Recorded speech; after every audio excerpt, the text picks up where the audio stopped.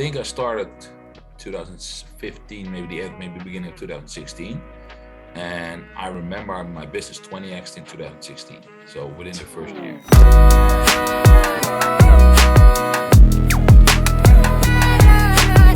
Hey, welcome back to the channel, and in today's video, I've got something very exciting for you. This is another episode of our series on YouTube here where we interview some of our most successful students. It's one thing to hear from us as to how we built our 8-figure marketing education business, but it's another thing to hear from our students. Those people that learned from us and were able to implement it to earn 5, 6, 7, and in some cases, in the case here of Frank, 8 figures in online revenue, and we're very, very excited to introduce you to him. He was someone that came to us right at the very beginning. When he was a personal trainer in the gym, he was trying to sell some courses online, it wasn't really getting some traction, and he earned his first 10,000 euros in a single month with us. He was over the moon, and his business and company has continued to scale to 6-figure months, and now he's doing some 7-figure months. This guy's a machine, and Pete behind the camera right now will be interviewing Frank to find out what it is that he did, how did he take action and implement so fast, and share some tips on how he's done the revenue that he has. So I can't wait for you to see this. Frank's going to be watching this as well, so make sure to show him some love in the comments box and enjoy this interview. The first thing I just would love to know is, like, since you've been working us, what's that big result that you've got from that? Whether it's your lifestyle, whether it's a monetary reward or anything like that. When it comes to mind, what's that big thing that's happened for you? Okay, so the biggest change that I noticed is, like, of course, my income has grown tremendously, all that stuff, but it's like I got a client acquisition machine basically going that will keep me feeding clients forever. I think that's the biggest one. Like, when I got started, it was like just a hit and miss just to get leads in. And now every month I will know I'll get 6,000 leads a month on average. Like, that will come in, and I can work with that, and then I can use all the funnels and all the funny stuff after that to convert those people to actually becoming paying clients. But that's something that changed since working with John. So I started working with John in about 2016. And at that time, I was doing online coaching for fitness for about 1.5 years. And it was growing a little bit, but there was no clear direction on what to do whatsoever. So I started with John, and we started talking, and I kind of liked him because he's young, he's tech savvy, he is fast paced, what I like. And like, I have the same things that I have. And he was like, hey, you're good at presenting, you should do a webinar. And I'm like, okay, yeah, I can do a webinar. Like, I'm good on camera, I can present, so that's fine. So I did my first webinar, and I think I signed up 194 people on the first webinar. So and that just blew up. So. And how much revenue was 194 people for you? So that was about 300K. The first one that I did. On your first webinar, so, wow. Yeah, so that was insane. Then the new problem came, was like, okay, I need to fulfill all those people. So that's where I got some work to, had some work to do. That worked on that, improved that a lot, because literally a couple times what happened is I literally broke my business because I scaled so hard. So then I started building a team and text back and forth with John about, like, okay, how do I do this? Who do I hire? What do I actually pay them? No clue. So all that stuff I've learned then. And so since then, I've always been in contact for over 6 years now. And yeah, it helped me out tremendously. So all the things that changed with Facebook, if I remember like how I started and how it is now, it's totally different. Then YouTube came along. Now the other platforms are kind of catching up. So yeah, I've learned a lot about it. And yeah, it just gave me a stable machine that I know I can get clients in. And if I'm having a problem, I can reach out and I can just ask, like, even if it's John or one of his team members, I can reach out and like I get instantly questions back. Like, I haven't been, I think, in the new one on any of the calls because I couldn't make them because I'm so busy. But I'll go into the membership side. I'll find the video that I need to do. I'll watch the 20-minute clip that Aaron made about something technical, get it implemented, and it works. And if it doesn't work, well, then I'll shoot him a message. But I'm not bugging them every week with crazy questions. Like, I'll just do the work in the back end and just get the results. So I think they have the perfect formulation made about giving you the content you need to make steps. And if you need additional help because something ain't working, you can reach out. And you get pretty quick responses, because the couple times that I use a Slack channel, I'll get a response within 24 hours. Yeah. Awesome. Well, okay, cool. So I want to touch on something you start like at the beginning of your journey, like where you started. So you spoke about doing your first webinar and the fact that you've done some online training, you've done some online stuff for your clients before. I was wondering what were you doing before that? Like, were you working as a personal trainer or like? Yeah, I worked in a commercial gym.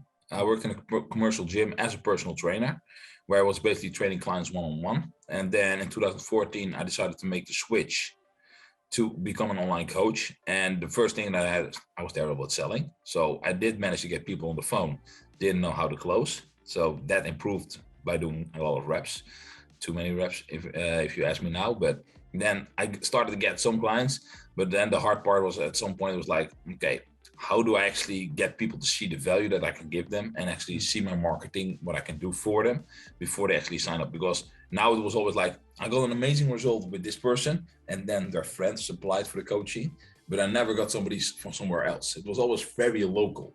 So I was in the center of the Netherlands, basically where I was, and all my clients were living like within 15 minutes of me.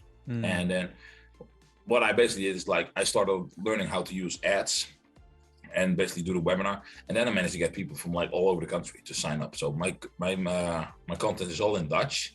So it works with different languages if you ask something like that. And yeah, so I started to get more people from around the country, and that's really much how I grew quicker. So would you say your struggle at the beginning was to do with scale and also to do with predictability? Because you were saying that you weren't able to find clients regularly, and also you only had a finite amount of clients that you could possibly get because they had to be within a 15-minute drive of each other. Will you just say they were your kind of two biggest sticking points? The two biggest sticking points I had at the time is I was running 12 week challenges, and I was very dependent on the results of that 12-week challenge before I can get new clients. So I will get some good transformation already after 6 weeks in some cases where I could start marketing, but then 6 weeks I basically had not that much marketing material. Yeah, you can make value videos and stuff like that, but even organic, it takes a while for that to get traction. So that is a multiple year strategy. But like when you get a good before and after photo, you get traction and you can get new clients. But yeah, that was once every 12 weeks. And that was basically, it was all organic. So it was like I did the 12 weeks, then I had new clients basically from their circle. And when I started doing webinars, I actually could use old transformations because people hadn't seen those before, and it worked way better. So combined with the ads and the webinar strategy, it just worked better. Oh, awesome. So you've already touched on that. You took John's advice, you went into kind of creating a webinar and things like that. And you've already touched on the fact that actually, I think the way you put it was kind of like, you made it sound really easy. You made it sound like you just implemented what we told you. And I think that's one great thing about you is you just did what you were told and you implemented. But was there anything on that journey of bringing everything online, of doing a webinar that you found was a struggle and you think other people in your industry would also struggle with?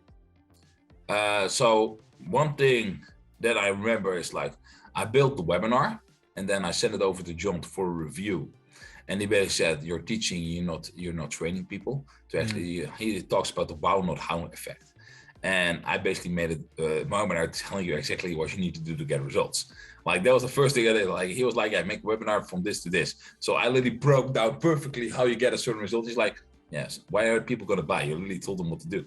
Like that's not going to work. Like you need to showcase them that they actually need additional help. So the writing of the webinar was a lot of work. Actually presenting it was very easy. The only thing that was hard at that time is like I wanted to make it evergreen, and in order to make it evergreen, you can't say like, okay, certain dates you cannot say. So like you really have to think about what you actually say on a webinar. I remember that was a big struggle that I literally had on my screen. I literally had some post-it notes like, don't say this, don't say that, don't say that. Just to remember myself not to say certain words so that I didn't mess up. And what I liked, he made a framework, which I literally had. There was like a A4 piece of paper with like the webinar structure, what you need to do. So I remember like literally doing a webinar on my screen, and I had it before me so nobody could see like, okay, I've checked this off, now I'm allowed to do this. Check this off, now I'm allowed to do that. So that gave me a lot of structure to make it a lot easier. Awesome. So when you were, once you'd created that webinar, and you mentioned already that you straight away, you wanted it evergreen. You wanted to automate it so you didn't have to do live ones. So how long did you use that webinar for? Like how often did you find you had to do that? And how much revenue did you get from that first? Like, did you run it automated for a while? I never managed to get the automated one to convert. The live versions always did great, but as soon as I tried to make it evergreen, I couldn't get that to convert.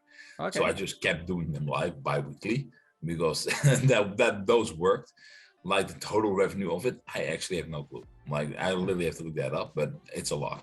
Like I made over 2.5 million that year, and that's mostly from that webinar alone. Amazing. So, yeah, so that one did really well, and then I started making different variations. It's because at some point your offer is going to fatigue a little bit, so you have to make tweaks. So I started doing that. So that's what I'm still doing, is like I keep running those same things.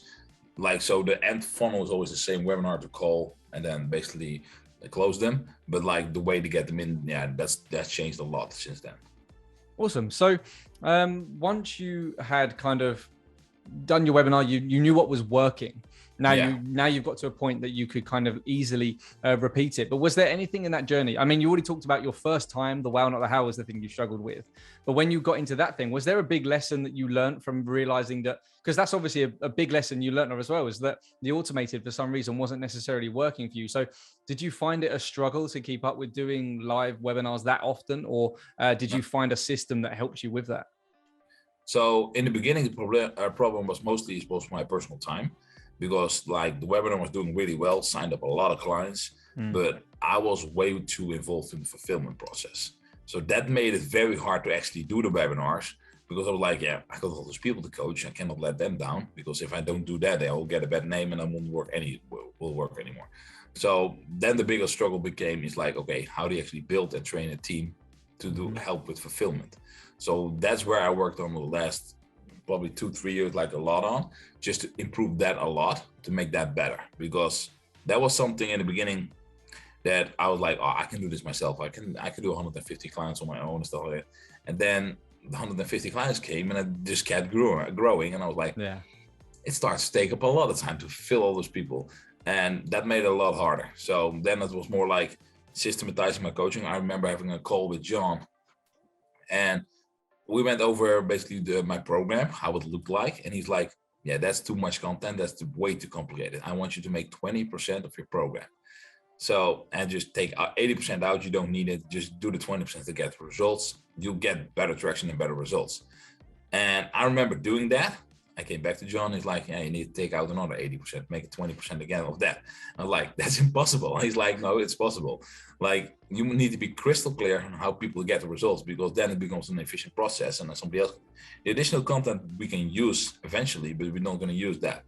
So I remember the conversation. I literally be behind me, be in front of my whiteboard back at home, like, I cannot take this out. I cannot take that out. So that was a big struggle. It's like, okay, how do you actually make your coaching program so crystal clear that anybody can get a result? And that's where I worked a long time on. I remember doing my deep work blocks in the morning, which took me a lot of time to figure out. And then eventually I found it out, and it made it a lot better, because my results instantly came better, because I actually thought about my program. In the beginning, it's like, yeah, I built a program, it works, okay, it's good. And then you start thinking about, okay, how can I do this at scale? And then you have to like literally do it like, okay, there needs to be an onboarding call, there needs to be certain check-in points, there needs to be certain knowledge transferred. So you start thinking about those things. It's like you're perfectly explaining the whole, you know it, the offer triangle. Like you had a struggle with getting people in, and then you got people in, and then you struggled because you got too many people in. So you needed to work out how it can fit around your lifestyle. So then you needed to scale it back a little bit while you figured out what you were doing, so you could actually do less work. And then you realized how to do it. Then you could scale it, and you kind of now have all three of the triangle points working. I think what I literally did is like broke the first one, broke the second one, broke the third one. I was like, okay, now it's working. Well, let's do the first one again. I haven't been able to break it for the second time yet, but yeah, you did them in the wrong order kind of as well, isn't it? You want to have that offer ready and then get it out there, but you just found all of these clients and were like, this is a struggle. yeah. Well, the good thing was like, you get efficient at making stuff this way, because what I noticed is like, eventually when people sign up for fitness coaching, there are 6 to 8 types of people to basically sign up. So I didn't need to make customized programs like from basic from everybody, but I could make certain templates and then personalize them to the person. And as soon as I found that out, and I personally believe that's in every industry, like you don't need to customize it to the T for everybody. You can have a template, which you at some point is going to work, and you just personalize it to the person really well. And as soon as I figured that out, it's like, oh, I always get certain girls that want to grow the booty. Like that's a hot topic. They want that. And I started building programs around it. And at some point I'm like, it's working, because it transformed 200 people. this protocol is working. And then I just, okay, you don't have this machine in your gym, let's switch this out and switch that out. And it just kept working. But that saved us so much time when we started doing that. I guess that's the power of knowing your customer so well, like knowing your ideal customer, is that you don't have to come up with everything for everyone. You can come up with those key things which you know is going to hit on and get results for the majority. So let's talk more about now, like when you started working for us. So what actually drew you to working with us and with John? You already mentioned that you liked the fact that he was a bit of a whiz kid and a bit of a computer. I don't know what was the word you used, but tech nerd or something. Tech savvy. Tech savvy. Oh mate, I just called him a nerd. My bad. But yeah, what else was it that drew you to working with us? So the first thing was like a lot of courses that I found was in the United States, and I'm based in the Netherlands. And I was like, flying every time to the US just takes a toll on you in the beginning and takes a lot of time. So, and I was like, hey, he has an event in London and he does marketing. That's perfect. Like London is an hour away. I can go there. So I remember going, I don't remember what the event was called. It was Frontline Marketer Live. I remember. Yeah. So I went there and there was on stage and they were talking. And I was like, okay, this is exactly what I need at this point. Like he was explaining it in a language that was like at that point, my marketing knowledge was like terrible. Like I couldn't do anything. So I remember him doing the example with like, okay, people don't want for the walls, the thing, and they just want the hole. And I was like, oh yeah, now I get it. That makes total sense. He was explaining it so easy. It was like, finally somebody who can explain this in a language that I can understand. Because like I was at that point, I was just basically a fitness trainer, all fitness, all nutrition. Like I'm really good at that. Anything else, no clue. Like I didn't study any of that. So he explained it to me in a language. I was like, I can follow this guy, and he's fast paced. I can listen to him for 2-3 hours without a problem. I can learn from that. So that's what resonated me with him, and that made me eventually sign up for the programs because I was like, yeah, this is something I need to know. I remember starting with email automation. I think the program at that point was called Automated. It was AMA, Automated Mail Academy.